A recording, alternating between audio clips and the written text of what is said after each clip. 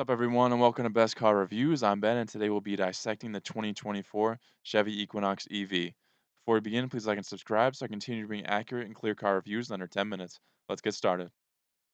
Chevy has done very well selling their gas Equinox for a while now, and in 2024, they are adding an EV version to compete with the rising EV models from the competition.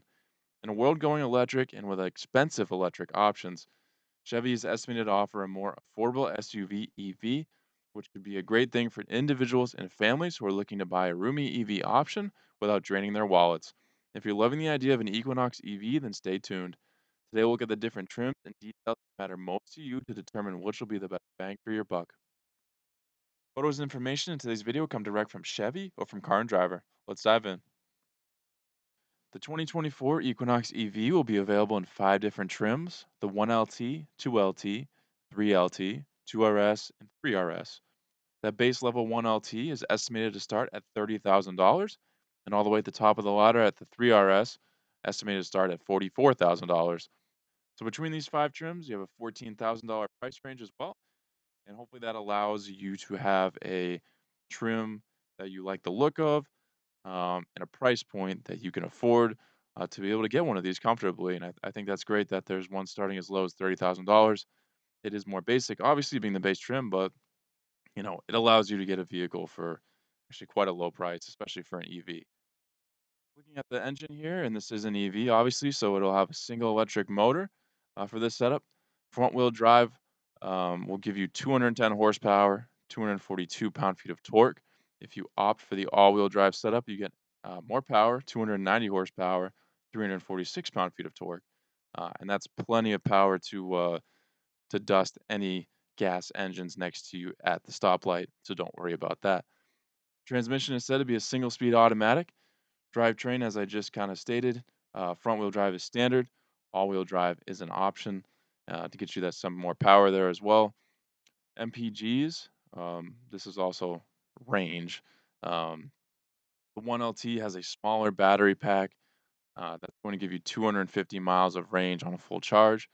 The rest of the trims have a larger battery pack that'll get you 300 miles of full charge on the front wheel drive setup. And just below that on the all wheel drive, you get 280 miles on a full charge. Take a look at the Equinox now and the pictures released by Chevy while we talk about some of the features. This design resembles the gas version very well, but can easily be distinguished as its own EV version. Futuristic and modern design inside and out. I think this is a very sharp looking vehicle. Base level gets you 19-inch wheels that aren't the greatest design, most fancy design, but that's okay. 20 to 21-inch wheels can be optioned in depending on which, or come standard depending on which trim you get. You can also get a two-tone white roof on the LT trims and a black roof option on the RS, which I think is great because usually, on models when you go up the chain of trims, you still get all the same color options, but this actually gives you some differentiation there. I think that's a cool touch. Overall, climbing the trim ladder gets you elevated exterior standard features such as nicer wheels, wheel colors, and overall just sharper looks, as it is really with any model. The nicer trim you get, the more expensive trim you get, more you pay. The better looking vehicle you're going to get. But overall, I think exterior is quite sharp and will hold up very well against the competition and probably sell a lot as well. I think the best bang for your buck in my eyes is going to be the 3LT. It falls in the middle of the trim and price ladder, brings more standard features without being the highest possible price. Going lower or higher will also get you a great vehicle. You don't have to just get this one. Time will tell how well this model holds up, no matter which trim. It's obviously pre-production. This has not been, you know, test driven by reviewers yet. But I have no reason to believe this will be a poor performing vehicle. Chevy has a great reputation, and so does the Equinox. Why would the EV be any different? The interior now in those pictures that have been released by Chevy. This is a very stylish interior for the money, although the base trim is, as it sounds, pretty basic, and you're not getting a lot of good looks or really, that many creature comforts at all. Going with the upper trim gets you some cool features such as cooler colors and better materials. This is said to be very suitable when it comes to leg and headroom. Uh, no issues there. Not ample storage room in the back, but still up to 57 cubic feet of storage with the back seat folded down. plenty of room for you no matter what you gotta bring along. I don't think most people ever need to haul more than 57 cubic feet of items at a time, but if you need to, you'll be able. Black seating materials are on the basic trim, moving up to available white and then adrenaline red on the RS trims, which looks super cool, pretty sinister. 11-inch digital gauge cluster comes standard on each model. The 1LT has an 11-inch infotainment screen. The 2LT and the 2RS come standard with that 11-inch as well, but have an optional 17-inch. And the 3LT and 3RS have the 17-inch screen standard. Obviously, 17 inches is way bigger than 11 inches, so that's a major upgrade that you can get if you climb the trim ladder. Interior features haven't been released yet, but expect them to be the same kind of that Chevy offers on everything.